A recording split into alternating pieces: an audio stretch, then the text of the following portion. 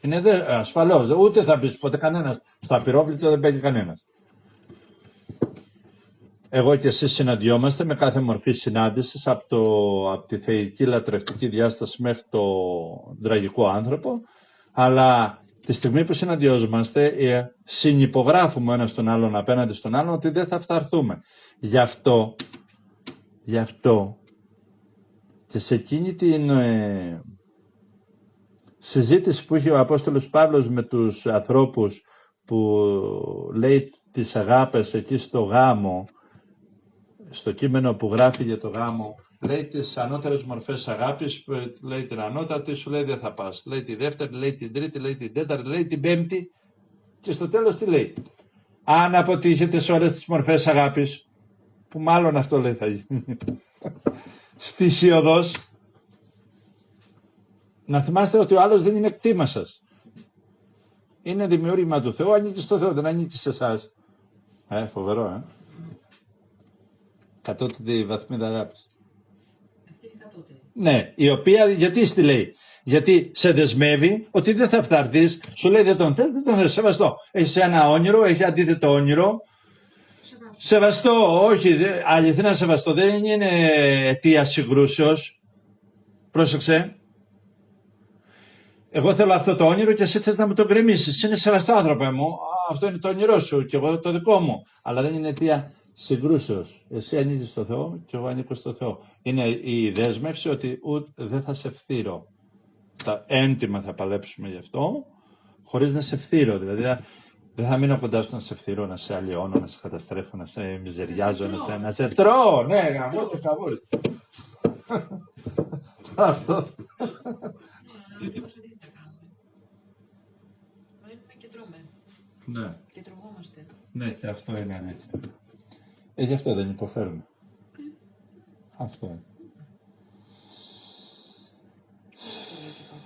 Αυτά λέγονται εδώ στην άκρη του δρόμου κοντά στα γάτα. Βλέπεις τι έπαθα.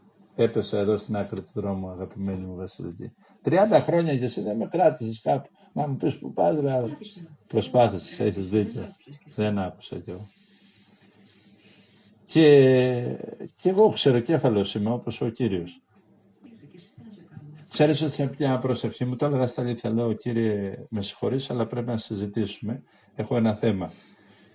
Όχι, αλήθεια το λέω. Η προσευχή μου έτσι τη λέω όπως τη λέω. Γιατί εγώ προσεύχομαι όπως ένας αξιωματικός δίνει αναφορά στο στρατηγό του. Δεν έχει μάνα μου, κυρά μου, κάναμε αυτό. Εκεί έγιναν στη μάχη αυτά. Με τα σύγκριτα πλήν δεν πάω μισός.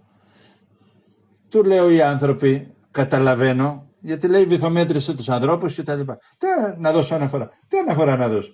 Αφού βλέπω μέσα μου ότι είναι ξεροκέφαλοι, είναι καταστατικής διαστάσεως. Δεν αλλάζει το κεφάλι τους. Όπως ο Θεός. Έχετε στοιχές. Από εκεί λέω πηγάζει. Απλά εδώ κάτω το χρησιμοποιούμε λίγο λάθος όπως είπες εσύ. Δεν ξέρουμε, είναι η άγνοια ο εχθρός, είναι οι φανατισμοί και ο νεκρός λόγος. Είδες, έχω μιλήσει για αυτά πάρα πολλές φορές, τόσο που στον ύπνο μου κοιμάμαι και τα λέω.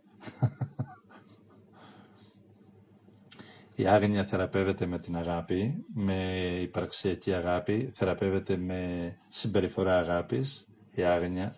Δεν θεραπεύεται με το να αποκτάς γνώσεις και να αποκτάς γνώσεις και να αποκτάς γνώσεις και να αποκτάς δυνάμεις οικονομικές, κοινωνικές, διαχειριστικές, διοικητικές, νομοθετικές. Δεν θεραπεύεται έτσι η άγνοια. Μπορεί να μεγαλώσει και μπορεί να σε φάει κιόλας. Γιατί λέει ο Απόστολος Παύλος κάπου, φούσκωσαν λέει από τη γνώση, υπερέχει η γνώση στο κεφάλι τους, δηλαδή σε σημείο που γίνονται επικίνδυνοι με τη γνώση τους λέει. Και αυτοί ακόμα καφώνται για γνώση. Και ο Χριστός το είπε αυτό για τη γνώση σε σχέση με τους θεομάχους. Λέει να φοβάστε αυτούς που κινούνται στις δυνάμεις της πίστεως, σκοτώνουν στο όνομα του Θεού και λένε ότι κάνουν και καλό έργο. Γιατί νομοθετούσε με βάση την πίστη. Η άγνοια θεραπεύεται με την αγάπη.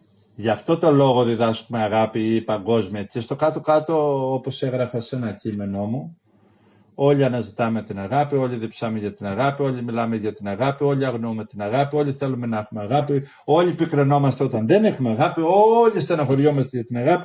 Ποιητές της την αφανώνουν, ανόητοι τη διεκδικούν. Γίνεται να διεκδικείς την αγάπη. Πάμε με τα καλά μας. Όση αξιότητα και να έχεις, μια σταγόνα αγάπης είναι πάντοτε δώρο, πάντοτε υπερβαίνει κάθε αξία σου. Λοιπόν, ποιητές της στεφανώνουν, σοφοί την τιμούν, ανόητοι την καταπατούν, όλοι λίγο πολύ αυτοί τσαλαπατάμε και ο Θεός αγάπη είναι και ο άνθρωπος διεκδικεί την αγάπη και ψάχνει για την αγάπη γιατί είναι κατασκευασμένος από αγάπη.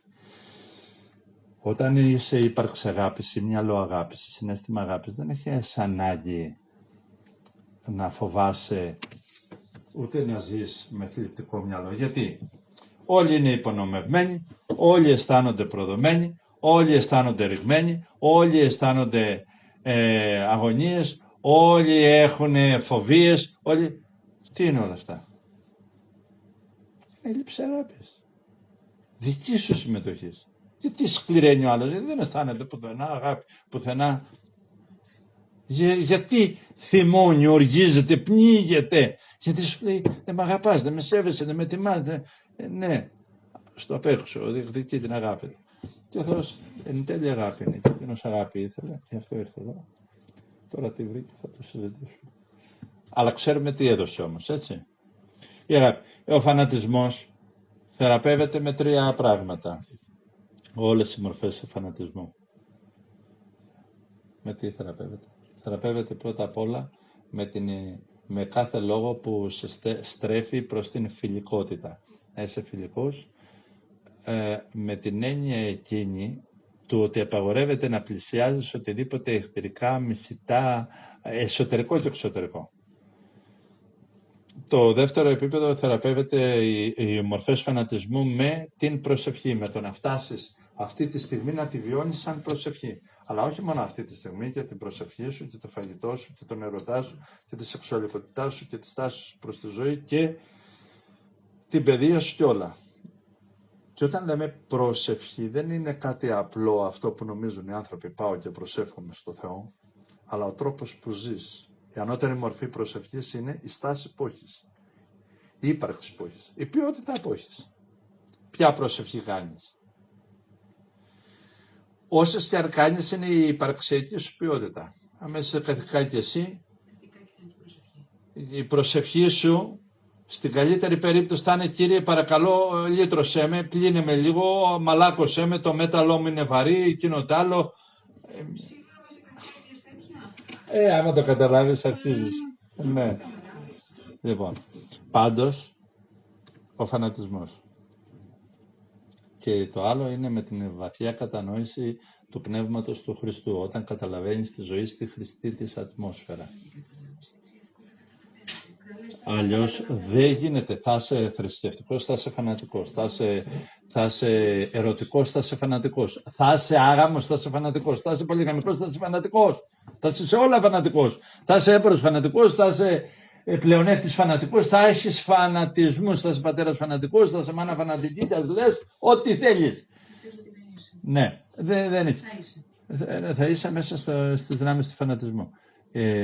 Αν δεν αντιληφθείς τη χριστότητα και τη χρηστή διάσταση της ζωής. Και το τρίτο είναι που είπαμε ο άρρωστος λόγος. Θεραπεύεται. Ο άρρωστος λόγος. Ο νεκρός λόγος. Ο μεγάλος εχθρός. Τα λέω εσχεμένα επειδή τα γράφουμε. Με τι θεραπεύεται ο νεκρός λόγος, έχουμε πει? Με λόγο ζωής, με λόγο νοήματος. Θεραπεύεται όμως καρδιά του είναι όταν μάθεις να πλησιάζεις τα θέματα της ζωής χωρίς κατάκριση, χωρίς εμπάθεια, χωρίς τα εσωτερικά σου και το εξωτερικά σου. Μπορείς να πλησιάσεις το πιο βρώμικο πεδίο της υπαρξεώς σου με ευγένεια. Αν δεν μπορείς να πλησιάσεις το πιο λερωμένο κομμάτι της ζωής σου με ευγένεια. Λέω μία λέξη τώρα για να καταλάβει, επειδή ο νους αυτά καταλαβαίνει. Εσωτερικά και εξωτερικά. Αλλιώς θα γίνονται πάντοτε εχθροί όλοι οι άλλοι.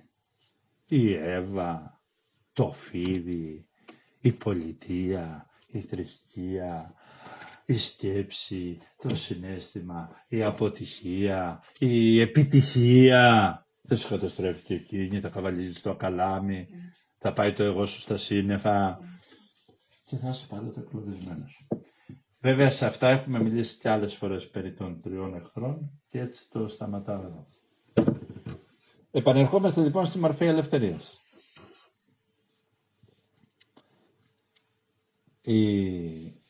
Μόνο η ελεύθερη ύπαρξη μπορεί να καταλαβαίνει σωστά τα νοήματα της ζωής και βλέπεις τι ζει. Αυτή τη στιγμή, την κάθε στιγμή της ζωής την αντιλαμβάνεται στην πνευματική της διάσταση. Ο γνώρισμα του πραγματικά ελεύθερου ανθρώπου είναι αυτή εδώ τη στιγμή. Την κάθε στιγμή της ζωής την καταλαβαίνει στην πνευματική διάσταση. Δηλαδή εγώ αυτή τη στιγμή η παρουσία μου δεν είναι συμπτωματική η παρουσία σας. Δεν είναι σύμπτωση. Είναι συνάντηση που έπρεπε να γίνει σε σένα. Εδώ αυτή τη στιγμή κανείς, αλλά αυτό έπρεπε να είναι. Είναι τελείως διαφορετικές οι δυνάμεις. Εγώ ξέρω, ας πούμε, ότι η αγάπη των ανθρώπων είναι δώρο του Θεού. Απορρέει από το Άγιο Πνεύμα, η πιο απλή αγάπη. Εσύ λες ότι είναι μια φυσική κατάσταση. Για μένα είναι τελείως άλλο πράγμα. Για μένα η συνάντησή μας είναι σε άλλους χώρους πρώτα και μετά είναι εδώ. Το τι θα συμβεί εδώ, πολλοί δεν φαντάζονται, έρχονται εδώ. Αλλά η συνάντησή μου έχει 30 χρόνια πριν, όταν εγώ προσευχόμουν για τα όντα που θα με πλησιάσουν και ότι με πλησιάζει, ορατό και αόρατο, να ευλογείτε, να ενεργείτε, να μυσταγωγείτε μέσα στο πνεύμα της Χριστότου, στην αγάπη, να λυτρώνετε, να ξεκουράζετε. Αν τώρα ξεκινούσα, θα έπρεπε αυτός να έρθει μετά από 30-50 αναλόγως τις δυνάμεις που θα τον είχαν συλλάβει εχμάλωτο ή την εχμαλωσία που ο ίδιος βιώνει. Διαφορετικά, τι να με συναντήσει.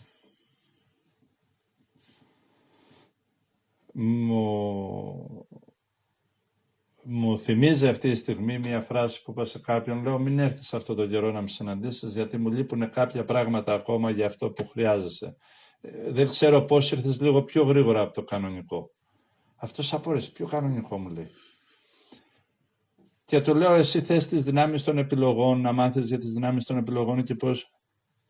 Ναι ρε φίλε, λέει, αυτό θέλω. Λέω, σε κανένα χρόνο υπολόγιστο. Θεού θέλοντος, και αν μας επιτρέψουν οι διαστάσεις.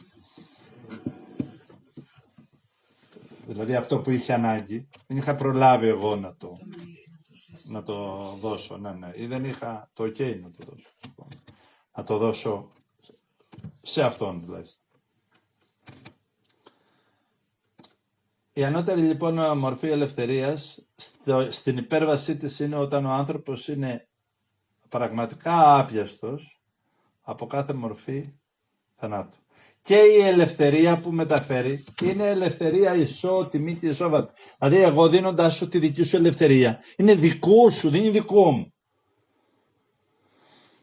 Ή δίνοντας όλα εκείνα που θα σε καταστήσουν ελευθερία, δεν είναι ένα έργο για εσένα, είναι έκφραση του πνεύματός μου, είναι δικό μου, που δεν έχει να κάνει με εσένα. Εσύ μπορεί να τα πάρεις, να γίνεις ελεύθερη, να τα χρησιμοποιήσεις, να κάνεις δούλους. Αλλά αυτό είναι το δικό σου κομμάτι. Εγώ ξέρω τι κάνω σε εμένα. Εκφράζει εμένα. Η συνάντηση που γίνεται είναι καθαρά, δηλαδή ο ελεύθερος μπορεί να βλέπει πνευματικά τη ζωή. Ξέρει που θα απορρέει η αγάπη σου, το όνειρό σου, η συνάντηση. Ξέρει γιατί σε συναντάει. Εγώ Βασιλική, όταν σας είχα γνωρίσει πριν 20 χρόνια, 28 χρόνια, παιδιά τότε στην Αθήνα, μέσα στην κοσμικότητα, μέσα στο κουκουρούκου της ζωής, να το πω έτσι, σας μυσταγωγούσα μέσα σε πράγματα φανταστικά και ήξερα τι συνέβαινε. Φαντάσου τώρα εσύ να πιάσεις την κόρη σου, το γιο σου και να τον μυσταγωγήσεις σε αυτά που μυσταγωγηθήκαμε εμείς τότε. Μυσταγωγηθήκαμε που μάθατε, που φαντάζεστε τη δύναμη. Είναι πραγματικά θαύμα. Γινώσατε μεγάλες δυνάμεις. Ξέρεις τι είναι, πήγαινα με ταξιτζή κάπου στην Αχαρνών, τότε που είχα το μάρκετ, και συζητώντας, Κατεβαίνει ο άνθρωπος από το ταξί, το κλειδώνει και έρχεται και κάθεται 7-8 ώρες να ακούσει πράγματα.